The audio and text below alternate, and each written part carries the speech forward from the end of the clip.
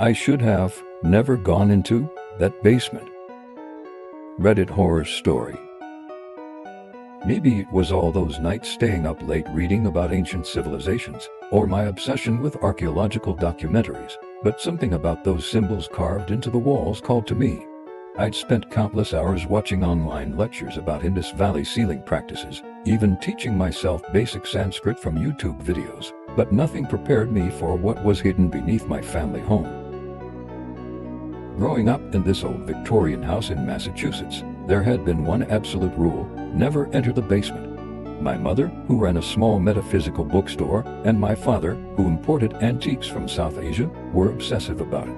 Every time I tried sneaking down there as a kid, fascinated by the glimpses of strange carvings I'd catch when the door was briefly open, they'd catch me before I made it past the first step. The door was always locked with 7 different locks, each marked with what I now recognize as yantras, sacred geometric patterns I'd seen in my late-night research binges about ancient Indian mysticism. When I asked why, Mom would get this faraway look and start humming what I later learned were Sanskrit chants, while Dad would say in Tamil, a language he'd been teaching me since childhood.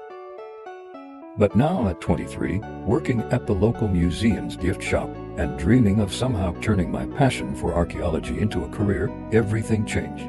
My parents vanished during their latest antique hunting trip near some newly discovered ruins in Kizadi, India. The lawyer handed me not just the property papers, but 7 keys, each marked with different phases of the moon. Jack, my best friend since high school who shared my obsession with ancient mysteries, was the only one who understood my burning curiosity. "These carvings are incredible," he said, tracing the patterns on the basement walls. "They look like those Indus Valley seals you're always showing me on your phone, but different somehow." The patterns formed what looked like a spiral labyrinth around a massive industrial freezer. What really caught my attention were the designs that reminded me of the kolam patterns, traditional Indian floor art, that my mother used to draw every morning at our doorstep, except these seemed twisted, wrong somehow. "Let's move it," Jack suggested, already pushing against the rusted metal. "Come on, this is like every archaeological mystery show you ever watched, but in real life. Don't you want to know what your parents were protecting?"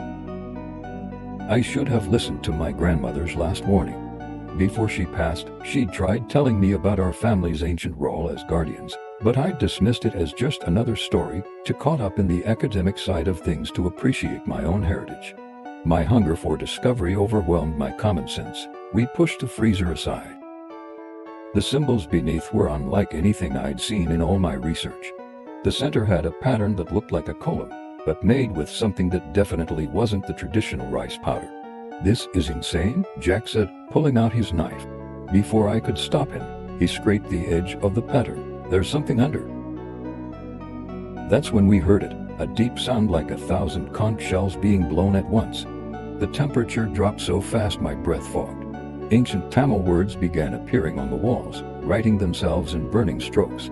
All those nights learning to read basic Tamil scripts suddenly seemed like a curse rather than a hobby.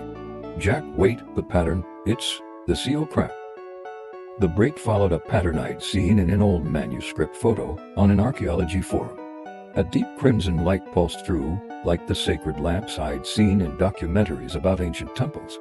The geometric patterns began moving, shifting into impossible shapes that made my head hurt.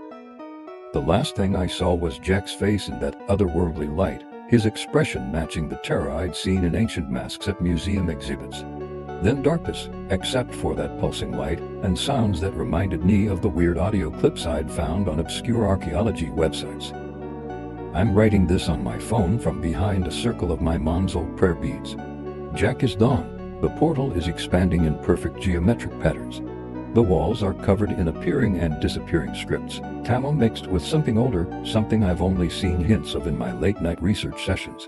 And I hear voices, Jack's voice mixed with my parents', chanting in ancient languages.